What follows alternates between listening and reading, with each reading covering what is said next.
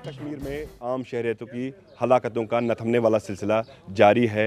हम इस वक्त पंडित कॉलोनी शेखपुरा के बाहर खड़े हैं। यहाँ आप देख सकते हैं कि ये वो जगह है जहाँ पे कश्मीरी पंडित मुकीम है और यहाँ पे जब राहुल भट्ट की किलिंग हुई तो 15 रोज़ यहाँ पे ज़बरदस्त एहतजाज हुआ और यहाँ पे लेफ्टिनेंट गवर्नर भी पहुँचे, पॉलिटिकल लीडर्स भी पहुँचे। लेकिन जो गुज़श्ता शब जब यहाँ पे चाडरा इलाके में ईंट के भट्ठों में अस्करियत पसंद घुसते हैं और वहाँ पे गोलियां चलाते हैं, उससे 2 गैर रियासती मजदूर ज़ख्मी होते हैं। उसके बाद जो है यहाँ कश्मीरी पंडित कॉलोनी में टेंट को हटाया जाता है और यहाँ पे प्रोटेस्ट जो है वो ख़त्म किया जाता है। और यहाँ से कुछ लोग जो है वो जम्मू की तरफ रवाना हो चुके हैं और वादी के दूसरे इलाकों में भी जहाँ पे कश्मीरी पंडित मुकीम है उन इलाकों से भी जो है कुछ कश्मीरी पंडित जो है वो जम्मू की तरफ रवाना हो चुके हैं। हालांकि गवर्नर यहाँ पे पहुँचे थे, उन्होंने पूरा इनको यकीन दहानी कराई थी कि आपका मसला जो है 6 जून तक हल करेंगे। लेकिन वादी में जिस तरीके से लगातार जो है आम शहरी की हलाकतें हो रही है उससे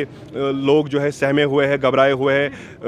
पंडितों का जो मेन मकसद था, उनका मेन जो गवर्नर के सामने उन्होंने डिमांड रखी थी वो यही थी कि हमें यहाँ से रिलोकेट किया जाए, हमें फ़िलहाल शिफ्ट किया जाए। जो हम खदमत यहाँ पे अंजाम दे रहे हैं वो हम देश के किसी भी इलाके में दे सकते हैं। उन्होंने ज़्यादा तौर पे जम्मू को प्रेफर किया था, जम्मू में वो सेफ़ अपने आप को समझते हैं। और फिलहाल यहाँ पे जो है प्रोटेस्ट ख़त्म हुआ है और यहाँ पे जो है कुछ इलाकों से जो कश्मीरी पंडित बरादरी के लोग हैं वो जम्मू की तरफ रवाना हो चुके हैं।